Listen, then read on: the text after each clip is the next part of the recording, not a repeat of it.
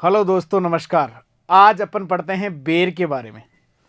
बेर काफ़ी अच्छा फ्रूट है, आपको पता है। इसका उपयोग मुख्य रूप से चटनी बनाने में, साथ साथ में अचार बनाने में और चूर्ण बनाने में और इसके साथ मुरब्बा बनाने में, जैम बनाने में भी किया जाता है। आपको अच्छे से प्रकार से पता है कि कुछ छोटे बेर पाए जाते हैं, मतलब जिसको देसी बेर के नाम से जाना जाता है। कुछ बेर गुद्दे वाले, मोटे गुद्दे वाले पाए जाते हैं, जिनको संकर हाइब्रिड बेर के नाम से भी अपन जानते हैं। लेकिन एक तरह से खाए जाने वाला जो बेर है वो ही है दोस्तों। भारत देश के अंदर सर्वाधिक बेर का उत्पादन राजस्थान राज्य के अंदर होता है, और राजस्थान में भी सबसे अधिक बेर का उत्पादन चौमू जयपुर के अंदर होता है दोस्तों। अब अपन आगे बात करते हैं बेर की कुछ और बातें हैं। इसके बोटनिकल नेम की बात करें जहाँ तक, तो इसका बोटनिकल नेम है दोस्तों जिजिपास मोरेसियाना। जिजिपिस मोरेसियाना के नाम से इसको संबोधित किया जाता है। साथ साथ में अगर सामान्य नाम की बात की जाए तो इसे गरीब का फल कहा जाता है। गरीब का फल के नाम से इसको संबोधित किया जाता है। कि काफ़ी बार पूछा गया है कि गरीब का फल किस फल वृक्ष को कहा जाता है, तो किसे कहा जाता है? बेर को कहा जाता है दोस्तों, गरीब का फल। या आजकल इसको राजस्थान के शुष्क फलों का राजा के नाम से भी जाना जाता है। शुष्क फलों का राजा, तो इन नामों से इसको संबोधित किया जाता है। शुष्क फलों का राजा दोस्तों इसको इसलिए कहा जाता है क्योंकि ये सूखा सहन करने की क्षमता, इसमें लवणीयता, क्षारीयता सहन करने की क्षमता काफ़ी अच्छी मात्रा में इसमें पाई जाती है। बेर का पौधा कुछ इस प्रकार से होता है, जिसमें बेर इस क्रम में लगते हैं दोस्तों। बात करते हैं इसके बॉटनी की। बॉटनी की जब बात करने लगते हैं अपन, तो सामने आता है सबसे पहले इसका कुल। कुल की जहां बात करें तो है कुल इसका रेमेनेसी। कौन सा कुल है दोस्तों? रेमेनेसी सबसे हटके कुल है इसका। गुणसूत्र संख्या की बात करें 4x बराबर 48 पाए जाते हैं दोस्तों। 48 गुणसूत्र संख्या के साथ में बेर का जन्म होता है दोस्तों। खाए जाने वाले भाग की बात करते हैं तो आपको पता है कि बेर की गुठली तो अपन खाते नहीं है, बाहर का हिस्सा खाते हैं, तो मतलब बाह्य फलविति और मध्य फलविति। बात करते हैं इसका किसका? पेरिकार्प या मीजोकार्प के नाम से इसको जाना जाता है दोस्तों। मतलब बाह्य व मध्य फलविति इसको खाने के लिए काम में लेते हैं। उत्पत्ति स्थान की जहां तक बात करते हैं तो इंडो चाइना इसका उत्पत्ति स्थान है, मतलब चाइना के लगभग मध्य का भाग इसका उत्पत्ति स्थान है। फल के प्रकार की जहां तक बात करते हैं तो दोस्तों मैंने पहले ही बताया था कि जिन फलों के अंदर गुठली पाई जाती है, इसका मतलब उन फलों के ज़्यादातर प्रकार क्या है? ऑस्ट्रेलिया ड्रूप फ्रूट के नाम से उसको जाना जाता है, या ऑस्ट्रेलिया ड्रूप फ्रूट के नाम से इसको संबोधित किया जाता है। तो दोस्तों कुछ बॉटनी इसकी इस प्रकार से थी। आगे बात करते हैं अपन इसकी। विटामिन सी इसमें बहुत अच्छी मात्रा में पाया जाता है। 150 मिलीग्राम विटामिन सी पाया जाता है 100 ग्राम के अंदर दोस्तों। और विटामिन सी के साथ साथ विटामिन ए व बी कॉम्प्लेक्स के रूप में पाए जाते हैं। विटामिन ए व बी कॉम्प्लेक्स भी अच्छे रूप से पाया जाता है, लेकिन विटामिन सी के कारण इसके अंदर आपने देखा होगा कई बार कच्ची अवस्था में जब बेर खाते हैं तो काफ़ी खट्टे लगते हैं। उनमें का मतलब विटामिन सी काफ़ी अच्छी मात्रा में पाया जाता है। इस पौधे का उपयोग लाख कीट को पालने के लिए भी किया जाता है, जिनसे लाख अपने को प्राप्त होता है। साथ साथ में इन पौधे की पत्तियों के अंदर 5.6% कुल पाच्य प्रोटीन पाया जाता है। साथ में 49.7%, मतलब 49.7% कुल पाच्य पोषक तत्व इनमें पाए जाते हैं। इसका मतलब ये काफ़ी पौष्टिक है, इसकी पत्तियां और इसके फल भी काफ़ी क्या है दोस्तों? पौष्टिक है। आगे बात करते हैं अपन इसकी जलवायु और भूमि की। ज़्यादातर ये पौधा शुष्क व अर्ध शुष्क जलवायु का पौधा है, और इसको उत्तरी भारत में तथा दक्षिणी भारत में दोनों तरफ लगाया जाता है। लेकिन उत्तरी भारत में दोस्तों ये लगभग मई तथा जून के महीने के अंदर सुसुप्त अवस्था में या डोरमेंसी के अंदर चला जाता है, मतलब अपनी पत्तियां गिरा देता है। जबकि दक्षिणी भारत में ये पौधा लगातार वृद्धि करता रहता है। इसमें मूसलाधार जड़ पाई जाती है, इस कारण से इसको पानी की कम आवश्यकता रहती है, इसलिए ये शुष्क भूमि में आसानी से जकड़ के रखता है। साथ साथ में लवणता व क्षारीयता को सहन करने की क्षमता अच्छी पाई जाती है। ये पौधा 21 ईएसपी तक लवणता को सहन कर सकता है। इसके बाद में बात करते हैं क्षारीयता की सहन करने की क्षमता भी इसमें अच्छी प्रकार से पाई जाती है, मतलब अधिक पीएच वाली मृदाओं में आसानी से ये सर्वाइव कर सकता है दोस्तों। नेक्स्ट बात करते हैं अपन उन्नत किस्मों की कि कौन कौन सी किस्में हैं। तो अगर अगेती पर्पज से देखा जाए दोस्तों कि अगेती मतलब जल्दी पकने वाली किस्में कौन कौन सी हैं, तो गोला, थार सेविका और थार भूराज। गोला, थार सेविका व थार भूराज, ये क्या है जनवरी के प्रथम सप्ताह में पककर दोस्तों तैयार हो जाती है। इन किस्मों का ऐसे प्रयोग किया जाता है, मतलब अगेती पर्पज के लिए इसका प्रयोग करते हैं। अर्ली मैच्योरिंग वैरायटी है। मध्यम अवधि में जो पकने वाली किस्में हैं वो है सेव, मुंडिया, जोगिया, केतली और चोमू लोकल के नाम से जो किस्में हैं ये क्या है मध्यम अवधि में पकने वाली हैं, न ज़्यादा जल्दी पकती हैं न ज़्यादा लेट पकती हैं। लगभग जनवरी के अंतिम सप्ताह तक ये तैयार हो जाती है। ये तो जनवरी के प्रथम सप्ताह में तैयार हो जाती है, लेकिन ये जनवरी जब तक अंतिम सप्ताह आता है तब तक तैयार होती है। बात करते हैं अब पछेती किस्मों की। तो पछेती किस्मों की जब बात करते हैं तो इसमें है किस्म का नाम उमरान। उमरान क्या है पछेती किस्म है, काफ़ी बार पूछा गया है क्वेश्चन। ये लगभग फरवरी के अंतिम सप्ताह तक या मार्च तक पकता है दोस्तों। तो आपको अपने सुटेबिलिटी के अकॉर्डिंग अगेती पर्पज से बोना है या पछेती पर्पज से बोना है या मध्यम अवधि में पकने वाली किस्में बो सकते हैं। तो इस प्रकार से आप किस्मों का चयन कर सकते हैं। आगे अपन बात करते हैं इसके प्रवर्धन की। तो जहां तक प्रवर्धन की बात आती है तो सबसे पहले बात करते हैं इसका प्रवर्धन कलिकाइन के माध्यम से किया जाता है, जिसको बडिंग के नाम से दोस्तों जाना जाता है।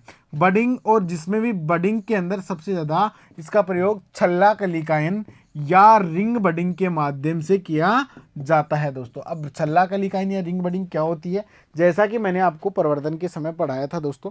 मान लीजिए ये कोई बेर का पेड़ है और ये कोई सांकुर डाली निकल रही है। आपको क्या करना है दोस्तों, इस सांकुर डाली से रिंग के रूप में कलिका सहित, मतलब जिसमें कलिका लगी हुई हो, और इस प्रकार से आपको क्या करना है छाल को उतारना है रिंग के रूप में। और जो दूसरा मूलवरंत आपने तैयार कर रखा है उसके ऊपर से भी क्या आपको छाल को उतार देना है रिंग के रूप में, और यहाँ से इसको उतार के इस सांचे में लाके फिट कर देते हैं। थोड़े दिनों में इस सांकुर जो आपने कलिका लाके लगाई इससे टहनी निकलने लगती है और इस टहनी के अंदर दोनों पौधों के गुण पाए जाते हैं। तो इस प्रकार से एक तो इसका प्रवर्धन किया जा सकता है। साथ में एक अगर बात करते हैं उमरान और गोला किस्म की, तो जो उमरान और गोला किस्म है उनके लिए जो रूट स्टॉक यूज करते हैं, मतलब मूलवरंत प्रयोग करते हैं, तो जो जूजीपस रोटंडीफोलिया जो देसी वाला बेर होता है वो अपन दोस्तों काम में लेते हैं। तो आपसे क्वेश्चन पूछा जाए कि बेर का प्रवर्धन किसके माध्यम से किया जाता है, तो रिंग बडिंग या कलिकाइन के माध्यम से दोस्तों बेर का प्रवर्धन किया जाता है। आगे अपन बात करते हैं पौधे लगाने की विधि।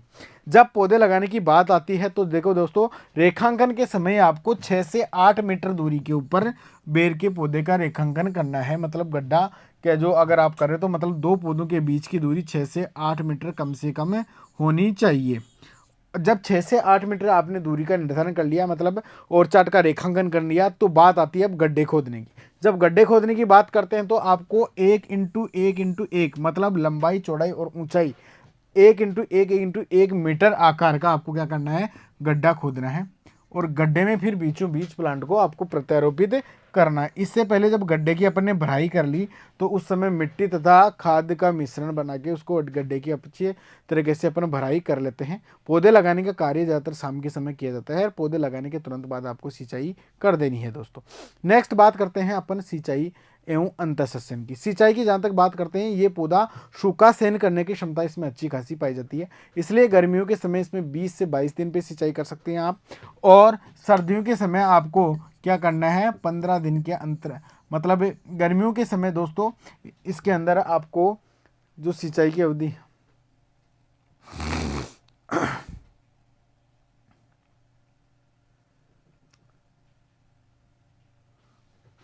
हाँ, तो सिंचाई की जब बात करते हैं तो सर्दियों के समय आपको 20 से 22 दिन के अंतराल पे सिंचाई करनी है और गर्मियों के समय आपको 12 से 15 दिन के अंतराल पे दोस्तों सिंचाई करनी है। ज़्यादा मतलब इसमें सिंचाई की आवश्यकता नहीं पड़ती, लेकिन जब फ्लोर आ जाते हैं, फूल आ जाते हैं, तो फूल आने के बाद जब तक फल बनते हैं तब तक आपको सिंचाई का नियमित ध्यान रखना है। बात करते हैं अंतःसंसन की कि आपको खरपतवारों को टाइम टू टाइम उखाड़ना है, चाहे कोई सी विधि के माध्यम से आप उखाड़े। जो आपने रिंग तैयार कर रखा है, थावला तैयार कर रखा है, उस थावले के आसपास खरपतवार नहीं होनी चाहिए, क्योंकि वो पौधे के साथ कंपटीशन करने लग जाते हैं खाद उर्वरक के मामले में या पोषक तत्व के मामले में मान लीजिए, तथा और अन्य जैसे छाया के मामले में मान सकते हो आप। और कुछ पौधे ऐसे होते हैं जो जहरीला प्रभाव भी छोड़ते हैं, तो खरपतवारों को टाइम टू टाइम आपको रिमूव करना है। आगे बात करते हैं दोस्तों कटाई और छटाई की। बेर एक ऐसा पौधा है जिसको कटाई और छटाई की बहुत अति आवश्यकता रहती है दोस्तों। बिना ही कटाई छटाई के इसका काम नहीं चलता है। आपको बताऊं तो शुरुआती अवस्था में बेर के पौधे को बढ़ने दिया जाता है, जब 30 सेंटीमीटर का लंबा हो जाए तो उसके पार्श्व शाखाओं को क्या दोस्तों बढ़ने दिया जाता है लंबवत, और दो पार्श्व शाखाओं की कम से कम बीच की जो दूरी है वो आपको 15 से 20 सेंटीमीटर की होनी जरूरी है। जब बेर का पौधा मार्च और अप्रैल और मई के माह के अंदर सुसुप्त अवस्था में चला जाता है, मतलब 15 अप्रैल से 15 मई तक इसमें प्रूनिंग का कार्य किया जाता है। ये क्वेश्चन भी काफ़ी इंपॉर्टेंट है दोस्तों, बहुत बार जेट में पूछा गया है कि बेर में कटाई छटाई का कार्य कब किया जाता है। अप्रैल तथा मई माह के अंदर बेर में कटाई छटाई का कार्य किया जाता है, क्योंकि इस समय पौधा अपनी पत्तियां गिरा देता है। तो इस समय आपको क्या करना चाहिए, बेर की कटाई छटाई कर देनी चाहिए। जो रोगग्रस्त शाखाएं हैं, अनुत्पादक शाखाएं हैं, जो शाखाएं सूख गई हैं, उन शाखाओं को क्या कर देना है, आपको हटा देना है। नेक्स्ट बात करते हैं दोस्तों पौध संरक्षण की। तो कौन कौन से कीट और बीमारियां लगती है। तो बेर की जब बात आती है तो इसमें सबसे पहले आक्रमण करती है फल मक्खी। फल मक्खी इसका सबसे मेन इंपॉर्टेंट इंसेक्ट है। तो सबसे पहले बात करते हैं अपन फल मक्खी की। जब फल छोटे व हरे रंग के होते हैं तब इस कीट का क्या होता है, आक्रमण होना शुरू होता है। छोटे फल इसके प्रभाव में के कारणों से मतलब काफ़ी प्रभावित हो जाते हैं, लेकिन बड़े फलों में इसका कोई विशेष अंतर नहीं पड़ता फल मक्खी का, क्योंकि बहुत कम मात्रा में रस चूसती है, ज़्यादातर छोटे फल इससे इफेक्ट होते हैं। तो इसका प्रबंध की जहाँ तक बात करें, कैसे करेंगे प्रबंध, कि फल मक्खी का आपको क्या करना है, ट्रीटमेंट करना है। कैसे भी करो, चाहे आप भौतिक विधि से करो चाहे रासायनिक विधि से करो। ज़्यादातर मिथाइल डिमेटोन नामक रसायन का आपको क्या करना है, छिड़काव करना है। बात करें चेफर बीटल। चेफर बीटल क्या होता है, एक प्रकार का इंसेक्ट होता है जो जून तथा जुलाई माह के अंदर क्या करता है, ये आक्रमण करता है और ये पेड़ों की नई पत्तियों के प्ररोग को क्या करता है, खाता है दोस्तों। जब नए पत्तियां निकलती हैं पौधों में, उनको क्या कर देता है, खाकर नष्ट कर देता है। कीट काफ़ी हानिकारक कीट होता है ये। इसका प्रबंध क्या करें। जब बात आती है इसके प्रबंध की, तो प्रबंध में अपन क्या करते हैं, समन्वित कीट नियंत्रण अपनाते हैं, मतलब इंटीग्रेटेड इंसेक्ट मैनेजमेंट।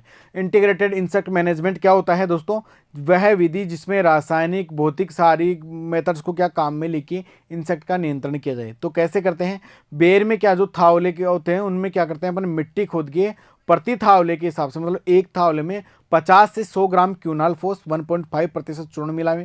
तथा साथ ही जब बेर क्या हो जाए, मटर के दाने के आकार के हो जाते हैं, तो क्या करें, आपको 3 छिड़काव करने हैं। किसके, क्यूनालफोस के करने हैं, जो मतलब 2 मिलीलीटर या स्पाइनोसेड क्या करना है, 0.5 मिलीलीटर प्रति लीटर दवाई को क्या घोलकर 15-15 दिन के अंतराल पे आपको 3 बार क्या करना है दोस्तों, छिड़काव करना है।